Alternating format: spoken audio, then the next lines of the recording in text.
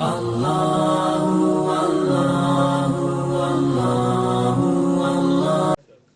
میں بہرحال بہت زیادہ سخت مسائل پڑھ گیا تھا، بہت سے لوگ برداشت نہیں کر پائے تھے، بعد میں مجھے احساس ہو کہ بعد تک لوگ رو رہے تھے۔ زین کرام میں تھوڑے سے جملے سنیں گے۔ جناب ختمی مرتبت جب جناب سید الشہداء کمسن ہیں، میں کربلا میں اس سال جو تھا وہاں پہ کچھ انہوں نے ہاتھ سے کچھ تصویریں بنا رکھی تھی، اور اس میں یہ لکھا تھا کہ المیمون، جناب سید الشہداء کے ذوالجنہ کا نام میمون تھا، دلدل جناب مختار کے گھوڑے کا نام، اور مرتجز بھی لکھا ہے لیکن المیمون، کہ جس کے لیے انہوں نے عکس بنا رکھا تھا کہ پورے لشکر نے کوشش کی کہ کسی طریقے سے ذوالجنہ کو روک لے اور حاصل کر لے سید الشہداء کی شہادت کے بعد۔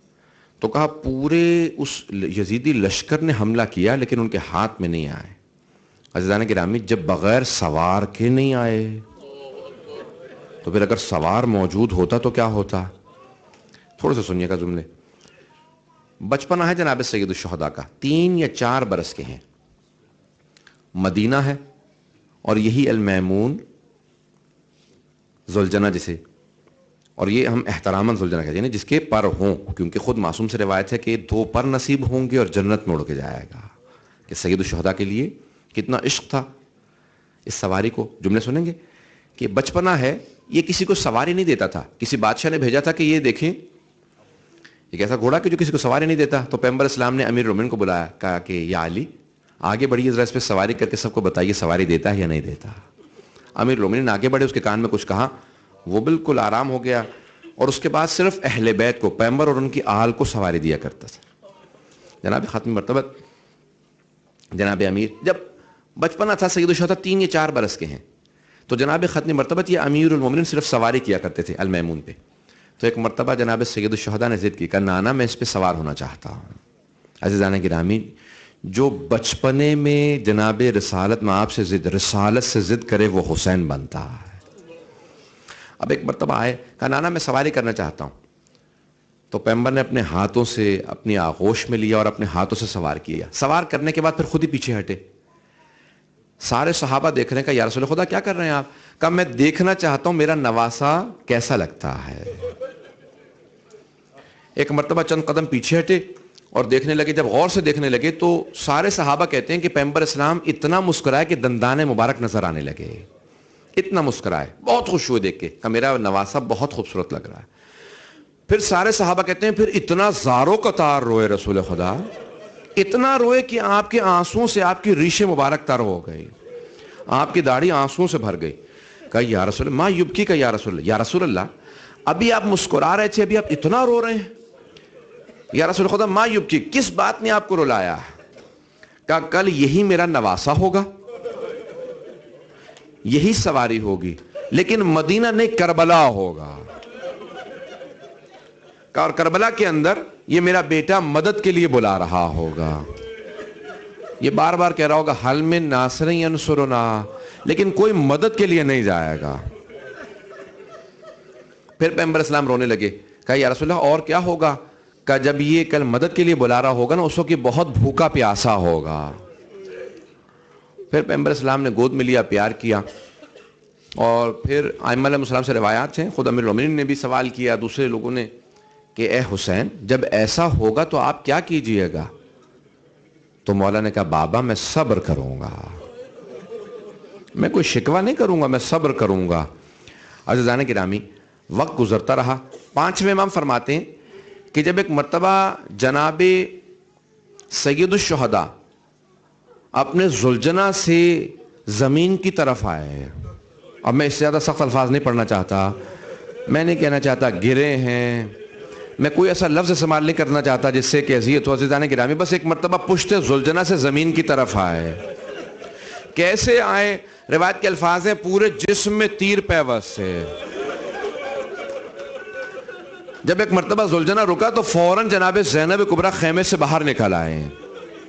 جیسے خیمے سے باہر نکلی، بی بی فرماتی ہیں کہ چاروں طرف سے لوگ تیر مار رہے تھے، ایک آدمی وسط میں کھڑا تھا، میں پہچان نہیں سکی میرا بھائی کہاں ہے۔ ذرا 5ویں امام کی روایت کو مکمل کر دو، پھر بی بی کے مسائل کو پیش کرتا ہوں۔ 5ویں امام فرماتے ہیں لوگوں نے پوچھا، کہا مولا لوگ یہ کہتے ہیں کہ جب سید الشہداء پشت ذوالجنہ سے زمین پہ گرے، آئے تو زلجنا نے ان کا طواف شروع کر دیا اور آوازیں بلند شروع کر دی. کہا مولا وہ کچھ کہہ رہا تھا؟ امام باقر نے کہا ہاں وہ کچھ کہہ رہا تھا. کہا مولا کیا کہہ رہا تھا؟ کہا وہ بار بار ایک جملہ دہرا تھا الظلیمۃ الظلیمہ. کہا بار بار ایک ہی بات کہتا تھا وائے ہو اس امت پہ انہوں نے اپنے ہی نبی کے نواسے کو مار دیا. کہا اپنے ہی نبی کے نواسے کو مار دیا. کہا بار بار ایک ہی جملہ دہراتا تھا. کہا پھر ایک مرتبہ طواف کرتے کرتے اس نے امام حسین کو مخاطب کیا. یہ 5ویں امام کی روایت ہے. امام حسین کو مخاطب کیا. کہا مولا کے زلجنا نے کہا اے میرے مولا حسین ایک مرتبہ ذرا ہمت کر کے دوبارہ میرے پشت پہ آ جائیں. کہا میری پشت پہ آ جائیں میں آپ کو اتنی دور لے جاؤں گا پھر کوئی تیر آپ کو نہیں لگے گا. بڑے سخت جملے مولا کی.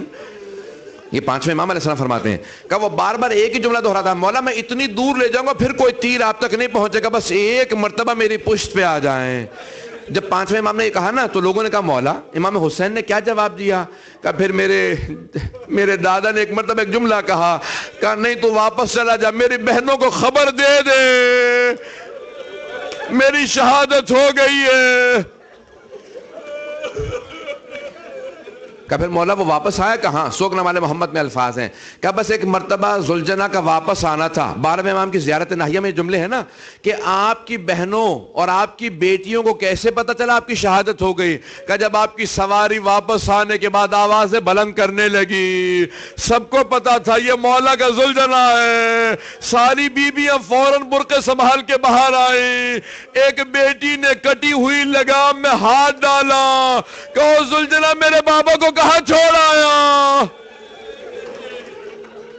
کہ جناب سکینہ بنت الحسین نے آواز دے کے کہا کہ زلجنا میرے بابا کو کہاں چھوڑ آیا ہے؟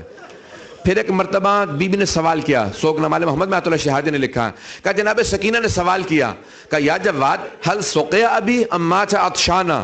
اے زلجنا جب میرے بابا خیمے سے گئے تھے بڑے پیاسے تھے بس اتنا بتا دے میرے بابا کو پانی پلا دیا تھا یا پیاسا ذبح کر دیا ہے؟